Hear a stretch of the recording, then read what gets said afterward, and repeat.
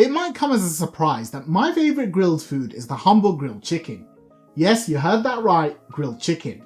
Now before you think I'm boring, this chicken undergoes a process known as musahab, where the entire thing is deboned before it's marinated and grilled whole. It results in some of the most juicy grilled chicken you've ever had, which is tender and packed full of flavour. If you're new here, I'm Obi, and today I'm going to show you how to debone a whole chicken for grilling, and I'll also show you 2 amazing marinades that will revolutionise your grilling. Now, let's get started. Alright, the actual secret to this recipe comes down to 2 things. First, you have the fully deboned chicken, and then you have the tenderizing marinade. The chicken itself is special because the lack of bones means that it cooks a lot quicker, but also you get a great balance between the lean chicken breast and the fatty chicken thighs. With this technique you also get a more even cook, as you can spread out the breast so it doesn't take ages to grill. The other part of the equation is our marinade, which is going to be made out of onions. Onions contain an enzyme which is able to break down protein and tenderize meat. By removing all the bones and then covering the chicken in this marinade, you increase the surface area that absorbs the flavours and allow the enzymes to get deeper. I'm also going to be grilling this in my oven, and the technique I'll use makes the best oven grilled chicken that you'll ever try. If you want to use boneless chicken breast or thighs for this recipe, it's definitely possible, but unless they have their skin, it just won't grill the same way. We'll begin by deboning a whole chicken, and I'd highly recommend you watch Jack Pepin's chicken galantine video for detailed instructions. This chicken is what's classified as a baby chicken in the UK, and they usually weigh between 700 to 1000 grams, 40% of which is bone. I'd recommend you don't go much larger than this, otherwise it might be too big. To start, we'll first remove the wing tips, and you just want to pull them out straight, locate the seam or white cartilage where it is attached to the wing, and then slice through it with a sharp knife. Next we'll remove the flat part of the wing. Bend it back and forth a few times and you should be able to see the line where it's connected to the little drumette. Again, slice through this with a sharp knife and the flat will come right off. If your knife doesn't go straight through the joint, you probably missed it and hit the bone, so just move the knife a bit to the left or right and you should get it cut. The last thing we'll remove is the chicken's butt, which has probably been removed from your chicken already. For the deboning part, you'll want a nice and sharp boning or paring knife like this, as it will easily fit around the bones that we'll be removing. Lay your chicken face side down and take note of its spine, which runs along the centre of the back.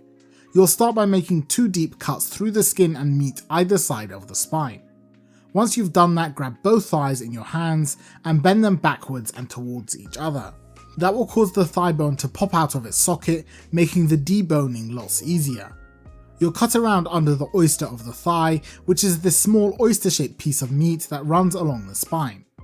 Make the cut along the spine slightly deeper, then continue cutting along the chicken's hip bone until you get to the thigh joint. Using your knife, slice through the white cartilage, trying not to slice through the other side of the chicken's skin. Once it's loose, you can pull on the thigh and it will detach from the rest of the carcass. Once both sides are done, we'll move on to the breast, starting with this annoying shoulder bone. It should be right near the spine, and you want to trace the knife against it and slice all the way to the front of the breast. Once you get there, the wing bone and the shoulder bone will come together into a V shape, so just slice down right through the middle of it and you'll find the joint where they are connected. Slice through the cartilage there, and that should leave the wing attached to the breast but detached from the rest of the carcass. Now flip your bird around, and at the edge of both breasts is the wishbone. Once again, trace around this with your knife, trying to keep the knife pressed against it so you don't waste any meat. Then once it's exposed, use your fingers to twist on it and break it off of the breastbone.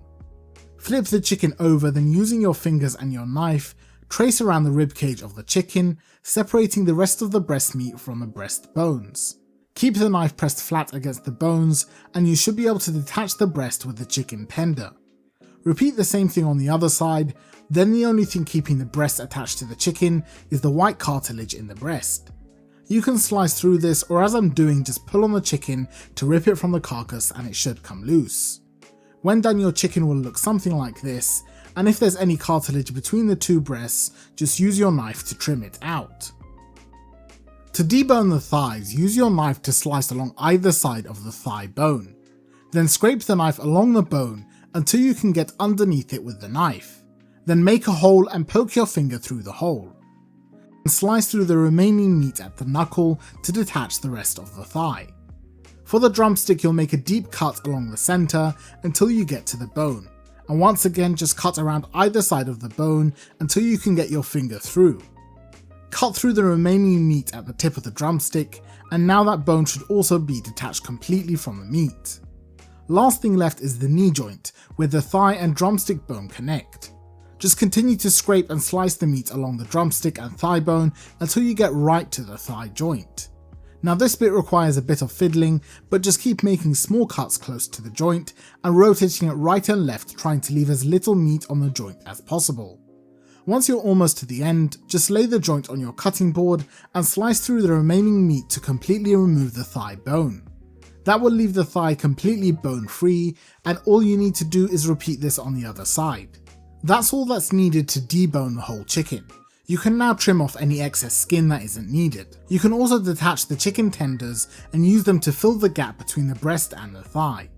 If the breast is particularly large, you can also flatten it out by butterflying it slightly, and you can make some cuts into it so the marinade penetrates deeper. All said and done, we have a chicken which is fully deboned apart from the two winged drumettes. The carcass and leg bones that were removed could easily be used for a chicken stock, and we've really not left much meat behind at all. The first time you do this, it will probably take about 10 to 15 minutes, but it's worth doing, and you can eventually get it down to just a few minutes per chicken. Like I said, this is the perfect mix between the lean breast and the fatty thigh, and I'm sure that this will become a new favourite. Now on to the marinades, and like I said, these are made with onions to tenderize and flavour the chickens. In our lamb leg video, we also made an onion marinade, and the before and after photos show how well the onion marinade works. I'll be making this in the blender, and for 2 chickens I am adding 2 roughly chopped onions, which will form the base of the marinade. Next is 6 cloves of garlic and 6 tablespoons of freshly squeezed lemon juice.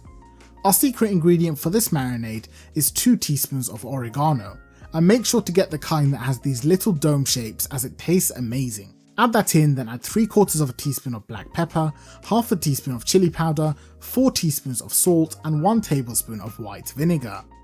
Blend this all together really well for about a minute, making sure that all the onion has been broken down.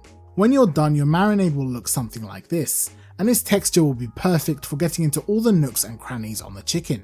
Place your chicken in a bowl, then pour about half of the marinade onto it.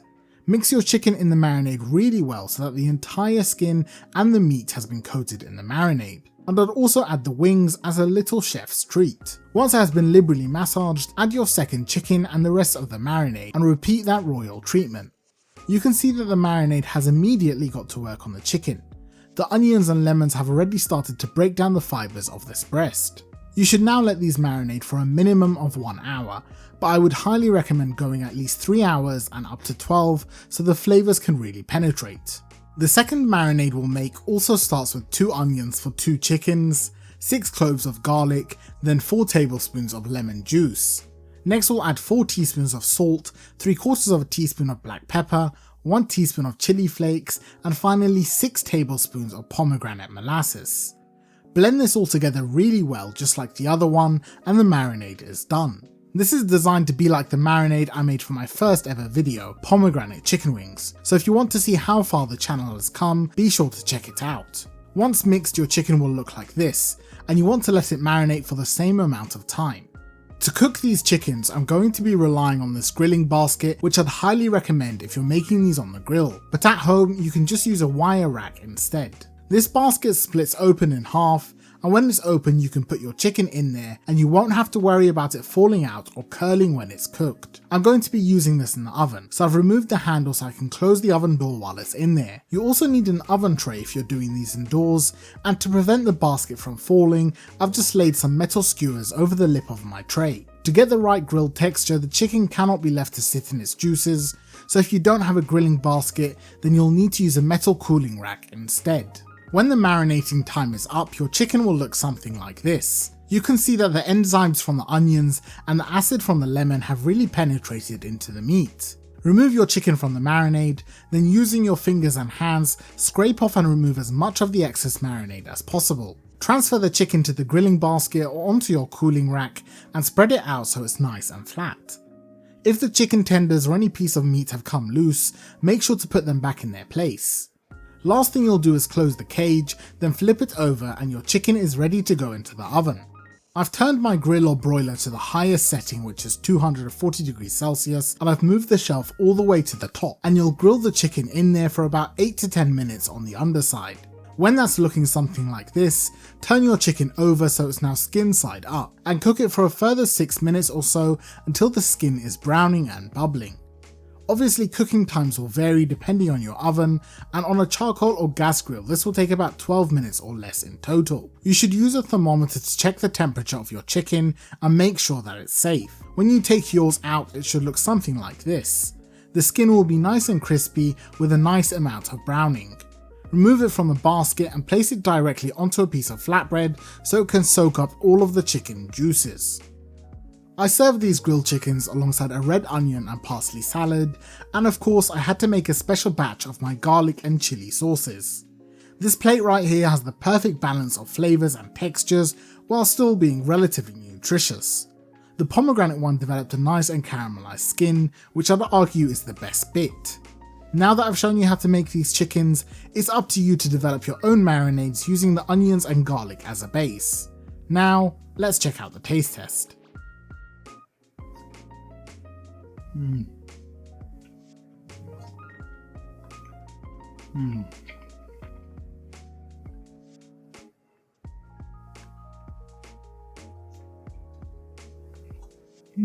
The first thing you notice about the chicken is how juicy it is. The marinade tenderizes the meat to perfection, and the shorter grill time means it doesn't lose much liquid when cooking. In terms of flavour, it doesn't taste as oniony as you'd think. You get the oregano and lemon juice as the primary flavours, and in the pomegranate one it has a background sweetness. I promise that if you try this recipe, you'll be making it over and over again for grill season. If you make this grilled chicken or you come up with an interesting flavour marinade, make sure to let me know and send me photos on Instagram. Thank you to our amazing patrons for their support and helping to make these weekly episodes possible. If you want to join them, the link is in the description box, and I'll be back next week with another recipe.